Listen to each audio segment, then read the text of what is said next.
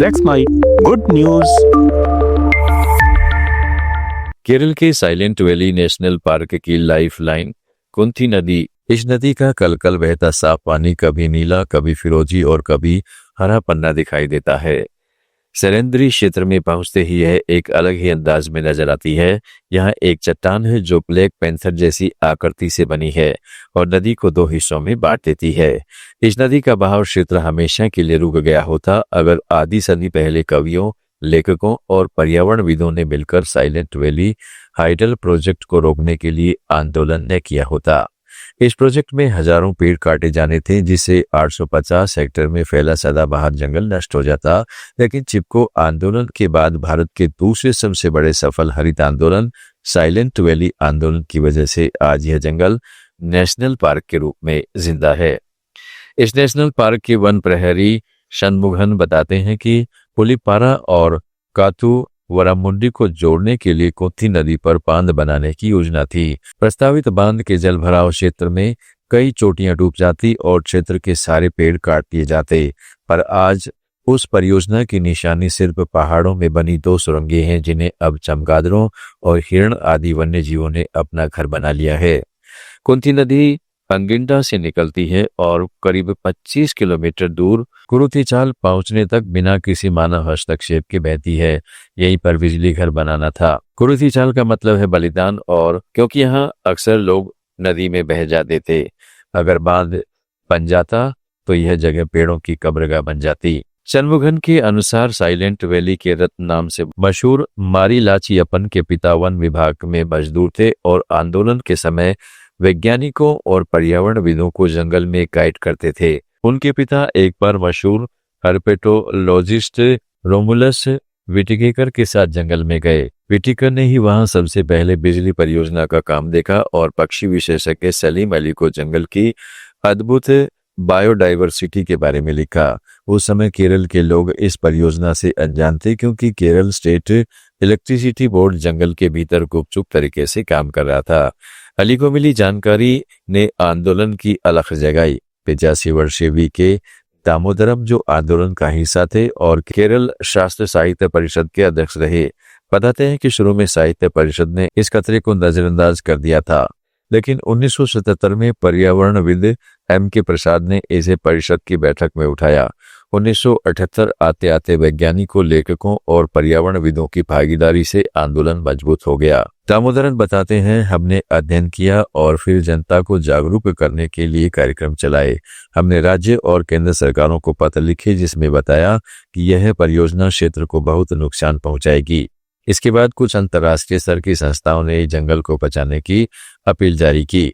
षणमुगन बताते हैं कि केरल बिजली बोर्ड द्वारा उस समय क्षेत्र को बंजर दिखाने की कोशिश की गई। कई पेड़ों को जलाकर लोगों को भ्रमित किया गया, लेकिन आंदोलनकारियों के बढ़ते दबाव के चलते केंद्र सरकार ने एक संयुक्त समिति बनाई जिसमें M.G.K. मेनन, माधव गाडगिल और M.S. स्वामीनाथन जैसे नामचीन वैज्ञानिक शामिल किए गए। समिति के अध्ययनों और रिपोर्टों में माना गया कि परियोजना क्षेत्र की जैव विविधता बेहद संवेदनशील है। आंदोलन की हिस्सा रहे के श्रीधरन भी बताते हैं कि यह आंदोलन बिल्कुल अलग था। इसे कवियों, लेखकों और वैज्ञानिकों जैसे बुद्धिजीवियों ने आगे बढ़ाया था। यही वजह रही कि जंगल बचाने की लड़ाई सड़कों पर नहीं बल्कि बैठकों, पत्र लेखन और जागरूकता के जरिए लड़ी गई। श्रीधरन ने कहा है कि आंदोलन ने यह समझा दिया कि विकास परियोजनाओं से पहले सामाजिक पर्यावरणीय प्रभावों का अध्ययन कितना जरूरी है। उस आंदोलन का एक रोचक पहलू भी है। कहते हैं कि लॉयन टेल मैकवे नामक बंदरों की दुर्लभ प्रजाति का भी आंदोलन को सफल बनाने में बड़ा योगदान रहा। यह प्रजाति सिर्फ केरल के पश्चिम घाटों में पाई जाती है और इसका मजबूत ठिकाना साइलेंट वैली ही है। आंदोलन से हाइडल प्रोजेक्ट के खिलाफ बने माहौल को देखकर आखिरकार 1983 में तत्काल प्रधानमंत्री स्वर्गीय इंदिरा गांधी ने इस परियोजना को रोक दिया और नेशनल पार्क बनाने की प्रक्रिया शुरू की। 31 अक्टूबर 1984 को इंदिरा गांधी की हत्या के बाद उनके बेटे राजीव गांधी ने बतौर प्रधानमंत्री 7 सितंबर 1985 को इस पार्क का उद्घाटन किया। हालांकि मौजूदा समय में साइलेंट वैली नेशनल पार्क को क्लाइमेट चेंज की गंभीर चुनौती की समस्या का सामना करना पड़ा। पहले जहां केरल में मानसून की लगातार और स्थिर बारिश होती थी, गर्मियों में भी फुहारें पड़ती थी, वहीं अब बारिश टुकड़ों में होती है। गर्मियों में फुहारों की ठंडक भी गायब हो गई है। इसके अलावा पहले यहाँ ग्रासलैंड और घने जंगल में संतुलन था, लेकिन अब ग्रासलैंड सिकुड़ रहे हैं और पेड़ों में ढका जंगल एरिया बढ़ता जा रहा है। इन कारणों से नेशनल पार्क में पारिस्थितिकी संतुलन पैदा हो रहा है। महाराष्ट्र के कोंडवा शहर की यह मार्मिक घटना पत्थर दिल को भी पसीजने वाली है। यह लेडी हलीमा स्कूल में कक्षा 8 की एक छात्रा ने अचानक स्कूल आना बंद कर दिया। जब क्लास टीचर ने उसकी हाजिरी पर ध्यान दिया तो उन्होंने प्रिंसिपल को सूचित किया। इसे सामान्य ड्रॉप आउट केस न मानकर टीचर बच्ची के घर पहुंची, लेकिन घर पर ताला लगा मिला। पता करने पर मालूम हुआ कि छात्रा को उसकी मां अपने 3 छोटे बच्चों के साथ लेकर भीख मांगने गई है। प्रिंसिपल ने तुरंत पुलिस की मार्शल दामिनी पाठक और अयोध्या चेचर को फोन किया। दामिनी का नंबर प्रिंसिपल के पास पहले था। वह स्कूल में जागरूकता सेशन कर चुकी थी। चेचर बच्ची के घर गई और उसकी मां से बात की। मां को समझाया कि वो छात्रा और उसकी बहनों को दोबारा स्कूल में पढ़ाए। चेचर सांगली जिले के शिरगांव की रहने वाली है और गरीब किसानों के परिवारों से आती है। वह जानती है कि शिक्षा का महत्व क्या होता है और एक ऐसा परिवार जिसका एक्सपोजर नहीं होता है, वहाँ एक मेंटर की क्या अहमियत होती है। उन्होंने कहा कि उनके जीवन में उनके स्पोर्ट्स टीचर मेंटर बने थे और इसलिए उन्होंने इस केस को आखिरी तक ले जाने का फैसला किया। चेचर बताती है कि बच्ची अंदर से बेहद आहत थी क्योंकि उसे घर में बंद कर दिया जाता था। वह पढ़ना चाहती थी, जब स्कूल नहीं जा पाती तो रोती थी। ऐसे में मां को गिरफ्तार करने या बच्ची को अलग करने में समस्या हल नहीं होती, क्योंकि समस्या इससे बड़ी थी। मां ने दूसरी शादी कर ली थी और वे लोग सौतेले पिता के साथ रह रहे थे। पिता दर्जी का काम करता है। उसने बच्चियों की देखभाल करने में असमर्थता जता दी। चेचर ने बताया, मैंने अपने सीनियर्स से सलाह ली और बच्ची से कहा कि वह चाहे तो किसी केयर होम में रह सकती है, लेकिन उसने अपने भाई बहनों को छोड़ने से मना कर दिया।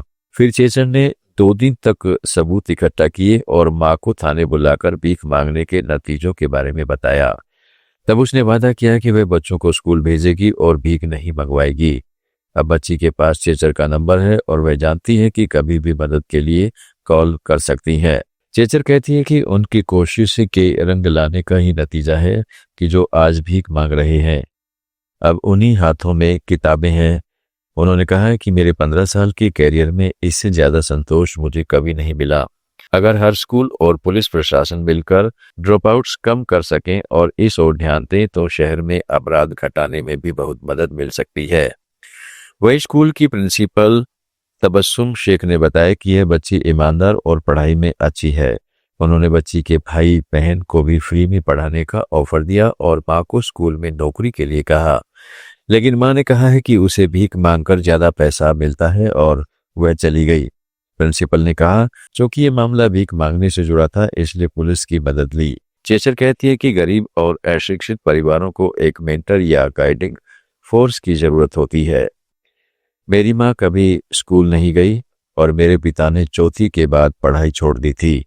मुझे खुद नहीं पता था कि क्या करना है और मेरे पेरेंट्स को भी कोई जानकारी नहीं थी।